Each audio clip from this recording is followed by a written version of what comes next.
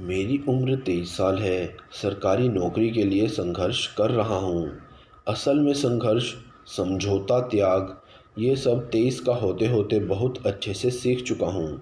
पिताजी एक किताब की दुकान पर काम करते थे, लेकिन उससे घर का खर्च नहीं चल पाता था। अलबत्ता जिम्मेदारियों का बोझ खिलौने उठाने से पहले ही मेरे पल्ले पड़ गया। 3 महीने पहले माँ पिताजी मुझे छोड़कर कहीं चले गए। अब घर पे सिर्फ मैं अकेला था। घर में ज़्यादा सामान नहीं था, लेकिन मुश्किलों से लड़कर रोज़ एक एक दिन मेरी ज़िंदगी से निकल जाता था। पिताजी ने अपनी सारी ज़मीन जायदाद अपने भाइयों को दे दी थी। उनके लिए वो थोड़ी बहुत ज़मीन कोई मायने नहीं रखती थी। माँ से कई बार झगड़ा हुआ, लेकिन पिताजी ने हमेशा एक ही बात कही, दुनिया रुपया पैसा ज़मीन जायदाद के लिए मर कट रही है। सब एक दूसरे के दुश्मन बने बैठे हैं। मैं नहीं चाहता कि कोई हमारे बेटे का दुश्मन बने। वो ज़मीन न लेकर अपने बेटे के लिए एक छोटी सी आज़ादी ले रहा हूँ। कम से कम अब तो कोई दुश्मनी नहीं करेगा उससे। कुछ देर बाद माँ की आंखों से देखा और मुस्कुराकर बोले, मैंने इतनी मेहनत से इसे पढ़ाया है और मुझसे कहीं ज़्यादा मेहनत इसने खुद की है। इसके लिए वो मुट्ठी भर ज़मीन नहीं बल्कि सारा आसमान बना है।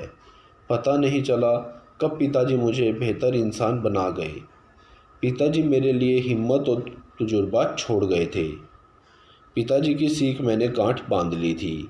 वो कह गए थे, फ़रेब खाना तो सीख लेना, मगर फ़रेब करना मत सीखना।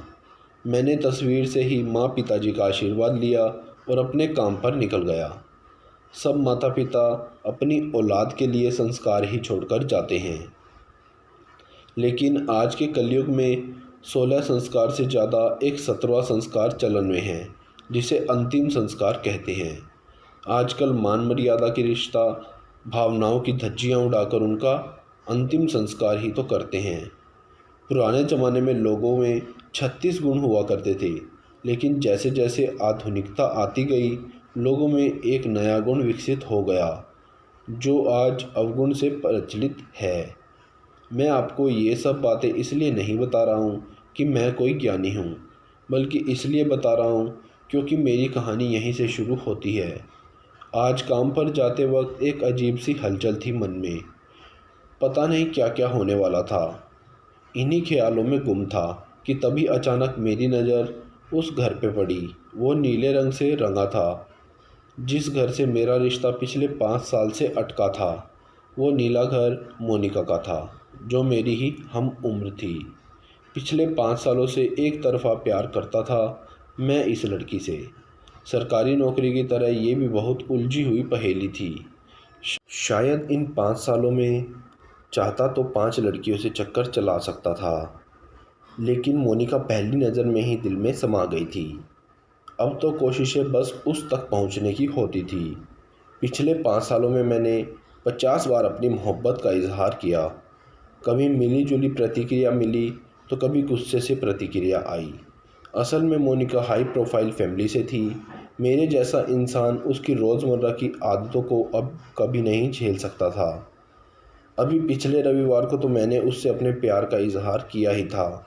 इस बार उसने मुझसे कहा, तुम एक अच्छे लड़के हो, इसलिए मैं तुमसे कुछ नहीं बोलती, लेकिन मैं किसी बंधन में नहीं बंधना चाहती।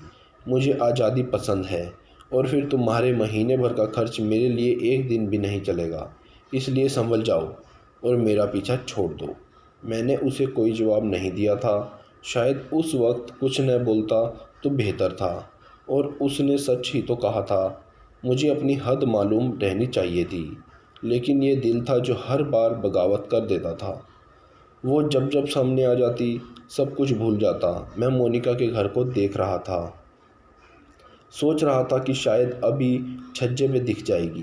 तभी फ़ोन बज उठा। मेगा का फ़ोन था। उसने बताया कि आज काम की छुट्टी है, सर की बीवी का जन्मदिन है, इसलिए आज दुकान नहीं खोलेंगे। मैं घर वापस आ गया। मैंने रवि को फ़ोन किया। रवि मोनिका का पड़ोसी था। मेरी अच्छी दोस्ती थी रवि से, लेकिन उसे ये कभी नहीं बताया कि मैं मोनिका को पसंद करता हूँ। हिम्मत नहीं थी खुद का मजाक उड़वाने की। रवि आधे घंटे में घर आ गया। हम लोग पढ़ने लगे। लेकिन पढ़ाई से ज़्यादा बार हटकर मैंने मोनिका के ख्यालों में चला जाता था। फिर आज बातों बातों में मैंने रवि को सब कुछ बता दिया। मैंने बता दिया कि मोनिका को मैं बहुत चाहता हूँ, मुझे बहुत वो पसंद है। वो रवि मुस्कुराने लगा। मैंने पूछा कि तू क्यों हंस रहा है? रवि ने कहना शुरू किया, यार तू शक्ल पे मत जा। मोनिका के दिन और रात सब एक जैसा है। ना घर आने का वक्त है, ना घर से जाने का वक्त। पब और बार इसके रोज़ के काम हैं। 3-3 बॉयफ्रेंड हैं उसके। मैं अवाक था। जो सुना उस पर भरोसा करना मुश्किल था। रवि ने फिर से कहा, वो लगती नहीं है कि वो ऐसी होगी। फिर अगले ही पल सोचा, बॉयफ्रेंड है तो बने रहें। ज़रूरी थोड़े ही है कि हर बात का एक ही मतलब निकले। दोस्ती एक अलग मुकाम है। दोस्ती प्यार से कहीं ज़्यादा पवित्र है। मैंने ये बात समझी थी कि राधिका कन्हैया के लिए रोई थी और कन्हैया सुदामा के लिए। फिर दोस्ती तो दोस्ती है, लड़कों से हो या लड़कियों से।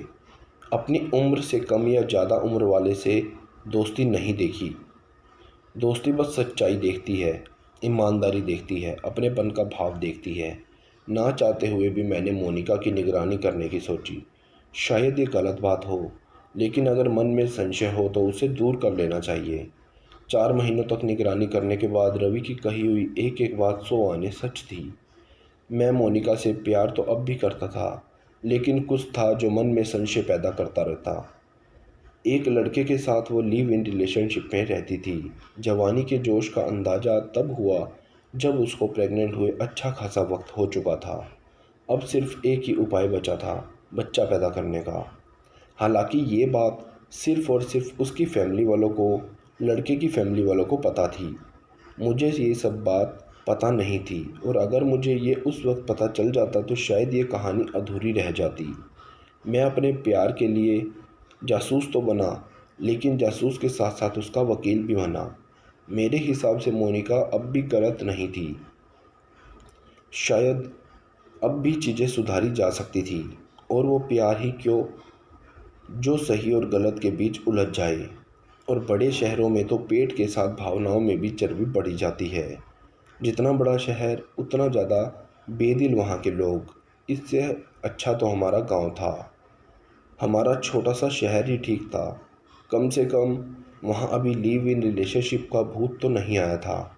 लेकिन जिस तरह से दुनिया चल रही थी, शायद ये लिव इन रिलेशनशिप छोटे शहरों में भी पहुँचने वाला था। मोनिका जिसके बच्चे की माँ बनने वाली थी, उसका नाम विजय था। दोनों के परिवार वालों को ये बात पता चल चुकी थी, लिहाजा उन्होंने दोनों की शादी कराने की सोची। विजय और मोनिका दोनों बहुत अमीर थे, लेकिन उनकी शादी से पहले ऐसी हरकत ने उनकी इंसानियत को कहीं से ज़्यादा गरीब बना दिया था। विजय का कोई भाई नहीं था, बस 2 बहनें थीं, जिनमें से एक की शादी हो चुकी थी और एक फिनलैंड में पढ़ाई कर रही थी। विजय को बहनों के हिस्से से भी ज़्यादा प्यार मिला, लेकिन इसलिए विजय की इस हरकत ने उसके माँ बाप ने ज़्यादा तवज्जो नहीं दिया। आखिरकार मोनिका की डिलीवरी का वक्त आ गया। उसने उसी घर में एक खूबसूरत बेटी को जन्म दिया, जहां वो विजय के साथ लिव इन रिलेशनशिप में रहती थी। लेकिन विजय और उसके परिवार वालों को बेटी मंजूर नहीं थी। विजय ने अपना रंग दिखाते हुए कहा, अगर मेरे साथ रहना है तो इस बच्ची को अभी कहीं छोड़ आओ। हमें घर का वारिस चाहिए था, एक बेटा चाहिए था। जब बेटा ही नहीं हुआ तो फिर शादी करके क्या करूँगा? अगर बेटी पालनी है तो बिना शादी के तुम खुद पालो, और अगर मेरे साथ रहना है तो इसे अभी इसी वक्त कहीं छोड़ आओ। कहीं किसी सुनसान जगह पे कहीं भी ले जाके कुछ भी करो, लेकिन जो भी फैसला लेना है अभी लो, वरना तुम्हें पता है कि मैं क्या करूँगा। मोनिका सिहर उठी। उसने कभी सोचा ही नहीं था कि विजय कभी ऐसा निकलेगा। उसके सामने एक अंतहीन अंधेरा छा गया। मोनिका चाहे कैसी भी लड़की हो, लेकिन वो स्वाभिमानी थी। शायद नए रंगों की दुनिया में वो खुद की चमक कहीं बहुत पीछे छोड़ चुकी थी। मोनिका ने अपनी आंखों से आंसू छुपा लिए और बेझिल कदमों से विजय के घर से निकल गई। उसके कदम जहाँ चले वो चलती गई। सामने उसका नीला घर था। अक्टूबर की हल्की सर्द रात थी। वक्त कोई 2 बजे का रहा होगा। उसने घंटी बजाई। 5-6 बार घंटी बजा लेने के बाद उसकी माँ ने दरवाज़ा खोला। उसके पापा भी उसकी माँ के पीछे दरवाजे पे आ गए। उसके हाथ में नन्ही बच्ची देखकर माजरा समझते देर नहीं लगी। मोनिका से उसके पापा ने दो टूक कहा, अगर घर आना है तो इस पाप को बाहर छोड़ कर आओ, वरना आज से अभी से इस घर को भूल जाओ। तुम्हारी अय्याशी की वजह से अपनी इज्जत को धूमिल नहीं कर सकता। एक बदनाम लड़की का बाप नहीं बनना मुझे। मोनिका ने बिना कुछ कहे अपनी बेटी अपनी माँ को दी और घर से अंदर जाते हुए बोली, मैं आखिर इस बार अपना कुछ सामान लेने आई हूँ। वह मेरी बेटी है, ऐसे कैसे कहीं भी छोड़ दूँ। आप लोगों की तरह खुदगर्ज नहीं हूँ मैं। अपने कमरे में जाके उसने नींद की गोली की डिब्बी अपने हाथ में ली और कमरे से बाहर आई। अपनी बेटी को अपनी गोद से लिया और बोली, मुझ पे आप लोगों का गुस्सा जायज़ था और जायज़ है, लेकिन इस नन्ही जान का क्या कसूर। इसने तो अभी अभी आंखें खोली है। मैं कैसे इस पे मुसीबत आने दूं। शायद रिश्तों से लगी इस दो ठोकरों ने मोनिका के मातृत्व के भाव को जगा दिया था। वो बेजान सी पड़ गई थी। कुछ समझ नहीं आ रहा था कि क्या करे और क्या ना करे। सुबह के 4 बज चुके थे। मोनिका अपनी बेटी को लेके पास ही एक मजार के पास बैठ गई। एक पीपल का बहुत बड़ा पेड़ था। इस वक्त मोनिका को शायद ये पेड़ ही अपना लगा होगा। मोनिका जानती थी कि सुबह 5-6 बजे ये रास्ता थोड़ा खुल जाता है, पर ज़्यादा भीड़ भाड़ नहीं होती। कोई एक्का दुक्का विरले ही छोटे रास्ते से जाता था। पैदल जाने के लिए ठीक था ये रास्ता, लेकिन रास्ता उबड़ खाबड़ था।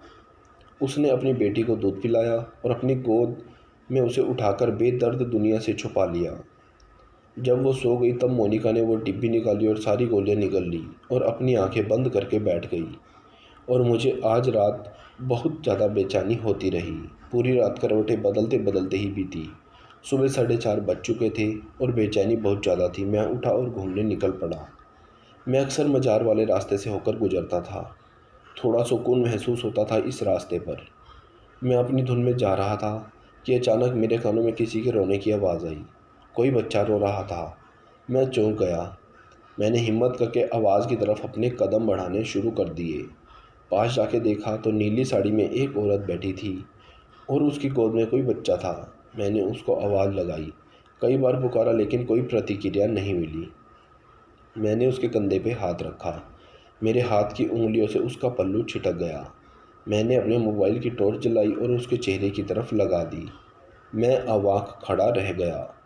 मैंने उसको हिलाकर जगाना चाहा तो उसके पास से गोलियों का वो डिब्बा लुढ़कती हुई मजार के पत्थर के पास जाके रुक गई। मैंने डिब्बी को उठाया तो देखा कि वो नींद की गोलियों की डिब्बी थी। मैं घबरा गया। तुरंत मैंने मेघा को फ़ोन किया। मेघा मेरे घर के पास रहती थी और सबसे ख़ास बात, इस वक्त वही मदद के लिए सही इंसान थी। मेघा 10 मिनट में मेरे पास आ गई। मेरे पास उसे कुछ भी समझाने का वक्त नहीं था। मैंने बच्ची उसको दी, एम्बुलेंस के लिए फ़ोन कर दिया और ख़ुद मोनिका को अपनी बाहों में लेकर हाईवे की तरफ चल निकला। 1 घंटे के बाद मोनिका हॉस्पिटल में थी, लेकिन हालात अभी नाजुक थी। डॉक्टर अपनी कोशिशों में लगे हुए थे। 2 घंटे की मेहनत के बाद डॉक्टर बोले, अभी खतरे से बाहर है, लेकिन होश में आने में वक्त लगेगा। 5-6 घंटे हो चुके थे। दोपहर के 2:30 बज चुके थे। मोनिका को होश आ रहा था। धीरे धीरे वह होश में आई और मुझे अपने सामने खड़ा देख के बोली, तुम यहाँ कैसे? मैं कहाँ हूँ? मुझे यहाँ कौन लाया? और यहाँ वहाँ देखते हुए बोली, मेरी बेटी कहाँ है? कहाँ है मेरी बेटी? मोनिका को मैंने चुप कराया और मेघा को अंदर बुलाया। मोनिका की बेटी मोनिका को सौंप दी। उसकी आंखों से आंसू किसी मोतियों की तरह बिखरती माला की तरह बहते चले आए। मोनिका से मैंने हिम्मत करके सब पूछ ही लिया था कि कैसे वो उस मज़ार पे पहुंची और ये सब कैसे क्यों कर बैठी। सवाल तो बहुत थे, लेकिन शायद जवाब मिलना इतना आसान नहीं था। वो अपनी बेटी को अपने कलेजे से लगाते हुए बोली, मेरे पास कोई जवाब नहीं। मैं कुछ भी याद नहीं करना चाहती। कुछ देर खामोश रही, फिर कुछ सोचते हुए बोली, मुझे समझ नहीं आ रहा मैं तुम्हारा शुक्रिया कैसे अदा करूं। सब ने मुझे ठुकरा दिया। अपनों ने सौतेलों से भी बुरा बर्ताव किया, पर तुमने किसी भी रिश्ते से मेरी जान बचाई। ये एहसान कैसे चुका पाऊंगी। मैंने मोनिका की बेटी को हाथ में लिया, उसे थोड़ा खिलाया और वापस मोनिका को दे दिया। लेकिन उसकी बेटी ने मेरी उंगली कस के पकड़ ली। कहने को एक नन्ही जान थी, मेरी उंगली ऐसे पकड़ रखी थी जैसे मानो मुझसे कहना चाह रही हो कि मुझे छोड़ के मत जाओ। हम तीनों ये देख के हैरान थे। मैंने उसके हाथ से उंगली छुड़ा ली तो वो रोने लगी। मुझसे उसका रोना बर्दाश्त नहीं हो रहा था। मैंने मोनिका की तरफ देखा और कुछ सोचते हुए बोला, जो हुआ वो बीत गया, अब आगे बढ़े। ज़िंदगी किसी के लिए नहीं रुकती। अगर आज तुम्हें कुछ हो जाता तो इस नन्ही जान का क्या होता? कभी सोचा है? अपने बारे में नहीं, कम से कम इसके बारे में सोचा होता। फिर मुझे लगा कि ये शायद उसका साथ देने का वक्त है। मैंने फिर मोनिका की तरफ देखा और कहा, मेरा एहसान चुकाने का एक तरीका है। उसने पूछा, क्या तरीका है? मैंने उसका हाथ अपने हाथ में लेते हुए कहा, बस तुम मेरी 1 महीने की तनख्वाह से घर संभाल लेना। मोनिका एकटक मुझे निहारी जा रही थी। वो कुछ नहीं बोली, बस मुझे देखती रही, कुछ सोचती रही। फिर अपनी चुप्पी तोड़ते हुए बोली, मैंने तुम्हें समझने में गलती की। पहले मुझे लगा था कि तुम मेरे लायक नहीं हो, लेकिन आज मैं जान गई हूँ कि मैं ही तुम्हारे लायक नहीं थी। तुम्हारा प्यार ठुकराकर शायद इसलिए भगवान ने मुझे ये सज़ा दी। मैंने एक हाथ से उसका हाथ कस के थाम लिया। फिर वो कुछ और कहती तो मैंने अपनी उंगली उसके मुंह पर रख दी और उसको चुप कराते हुए बोला, ये सवाल का जवाब नहीं है। मैं तुमसे हमेशा प्यार करता रहा हूँ और हमेशा करता रहूँगा। मेरा प्यार निश्चल है। मेरे मन में या मेरे दिल में कोई गिला शिकवा नहीं है। मैं फिर पूछता हूँ कि क्या तुम मेरी 1 महीने की तनख्वाह में घर चला पाओगी? मोनिका समझ चुकी थी कि ज़िंदगी में सच्चा प्यार कितना मायने रखता है, एक ईमानदार हमसफ़र की क्या अहमियत होती है। मोनिका उठी, उसने अपनी बेटी मुझे दी और कस के मेरे गले से लग के खूब रोई। फिर मेरे सवाल का जवाब देते हुए बोली, ये ज़िंदगी तुम्हारी ही दी हुई है, तुम्हें मैं कैसे मना कर सकती हूँ? तुम जैसा जीवन साथी मुझे कभी भी नहीं मिल सकता, शायद किसी भी दुनिया में नहीं मिलेगा। फिर मेरे सीने के पास आकर अपना सिर ले जाकर बोली, हाँ मैं कोशिश करूँगी। तो दोस्तों, कैसी लगी हमारी आज की कहानी? हमें एक कमेंट लिखकर ज़रूर बताइएगा। साथ ही साथ इस कहानी को शेयर ज़रूर कीजिएगा, क्योंकि इस कहानी में काफ़ी सारे लोगों की ज़िंदगी का भाव है, काफ़ी सारे लोगों की ज़िंदगी को सीख मिल सकती है। साथ ही साथ अगर आप इस चैनल पर नए हैं तो चैनल को सब्सक्राइब करना बिल्कुल भी ना भूलें। धन्यवाद। जय हिंद। वंदे मातरम।